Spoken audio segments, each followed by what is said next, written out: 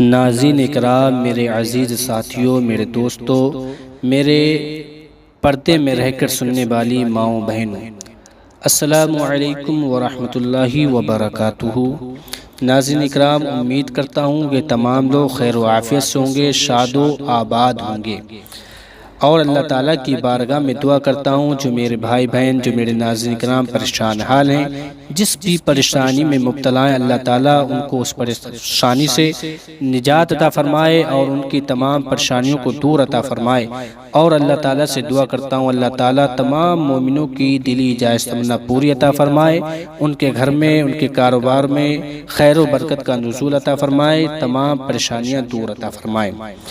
میرے ناظرین اکرام، آج میں آپ کے لیے قرآن پاک کی 8 ایسی آیتیں لے کر حاضر ہوا ہوں جس کے پڑھنے کے بے شمار برکتیں، بے شمار فوائد ہیں۔ یہ وہ 8 آیتیں ہیں جن کا عمل بہت ہی حسین، بہت ہی خوبصورت ہے۔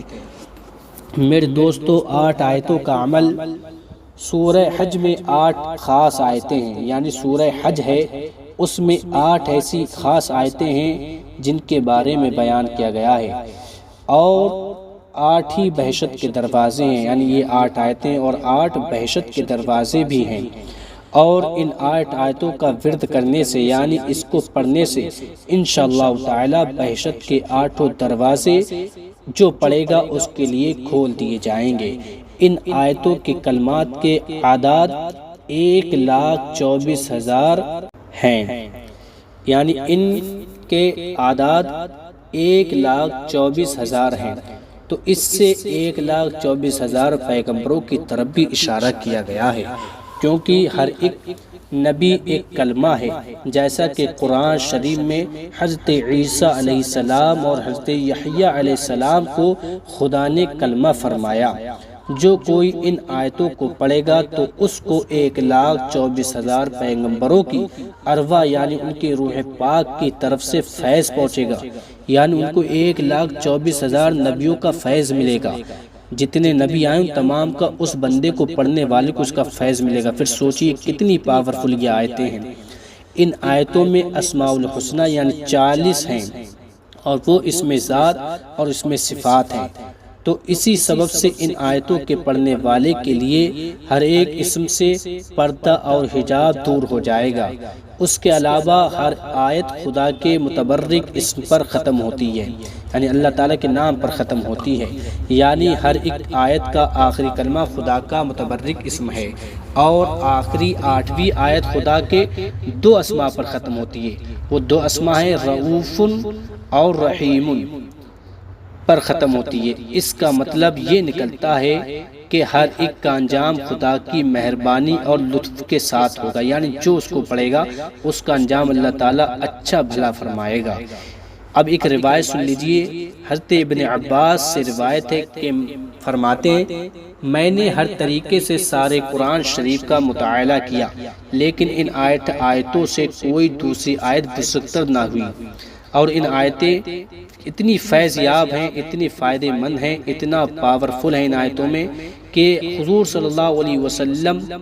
سے میں نے پوچھا یا رسول اللہ علیہ السلام ان آیتوں کے بارے میں، تو آپ صلی اللہ علیہ وسلم نے ان 8 آیتیں خدا کے خزانوں میں سے ایک خزانہ بتایا، یعنی 8 خزانے ہیں یہ، اور خدا کے بے شمار بھیدوں میں سے 8 بھید ہیں، اور ان آیتیں اس میں عظیم سے خالی نہیں ہیں۔ اس لیے جو بھی ان 8 آیتوں کو پڑھے گا وہ کس چیز سے محفوظ رہے گا، یہ سن لیجئے۔ جب کوئی ان 8 آیتوں کو پڑھے گا تو سب سے پہلے وہ جنات کے اثرات سے، بد سے یعنی بری چیزوں سے، اور شیطانوں کے شر سے، اور دشمنوں کی دشمنی سے بھی محفوظ رہے گا۔ اس کے ظاہر اور باطن کی روزی کے دروازے کھول دیے جائیں گے، یعنی جو اس کے معلوم بھی نہیں، اس کے وہ روزی کے دروازے کھول دیے جائیں گے، اس کو خود معلوم نہیں ہوگا کہ کہاں سے روزی میرے لیے آ رہی ہے، اور ہرگز اس کو دنیا کا کوئی بھی غم، کوئی بھی رنج و علم اس کو پریشان نہ کر سکے گا، اسے کوئی تکلیف نہ پہنچا پائے گا، اور زمانے کے جو بادشاہ ہے اور دین کے جو بزرگ ہیں اس کی مدد کریں گے۔ جس کا جس کام کا وہ ارادہ کرے گا، جس کام کو وہ کرنا چاہے گا اور اس میں کوشش کرے گا تو وہ کام اس کی مرضی کے ہی مطابق ہوگا۔ دشمنوں اور حسد کرنے والوں کی بدی سے بھی محفوظ رہے گا۔ جنات بھی انسان کی مرضی کے مطابق چلیں گے، یعنی پڑھنے والے کے مطابق چلیں گے، کیونکہ اس سے حجاب ہٹا دیے جائیں گے، وہ سب کچھ دیکھ پائے گا اور وہ خدا کی پناہ میں رہے گا اور تمام سفر کے خطرات سے بھی محفوظ رہے گا۔ میرے دوستو، ان آیتوں کے پڑھنے کا طریقہ یہ ہے کہ سب سے پہلے آپ درود شریف پڑھ لیجیے، پھر اس کے بعد 11 مرتبہ یا اللہ پڑھ لیجیے۔ ابھی میں آپ کو پڑھ کر سناؤں گا، پھر اس کے بعد پہلے یہ دعا پڑھیے، پھر وہ 8 آیتیں بھی میں آپ کو پڑھ کے سناؤں گا، پہلے یہ دعا سن لیجیے۔ سب سے پہلے درود شریف پڑھنا ہے۔ اعوذ باللہ من الشیطان الرجیم، بسم اللہ الرحمن الرحیم، اللہم صل علی محمد وعلی آل محمد کما صلیت علی ابراہیم وعلی آل ابراہیم انک حمید مجید، اللهم بارك على محمد وعلى آل محمد كما باركت على إبراهيم وعلى آل إبراهيم إنك حميد مجيد۔ درود شریف پڑھنے کے بعد سب سے پہلے اب یہ دعا پڑھیے۔ بسم اللہ الرحمن الرحیم، یا خیر الرازقین، یا علیم یا حلیم،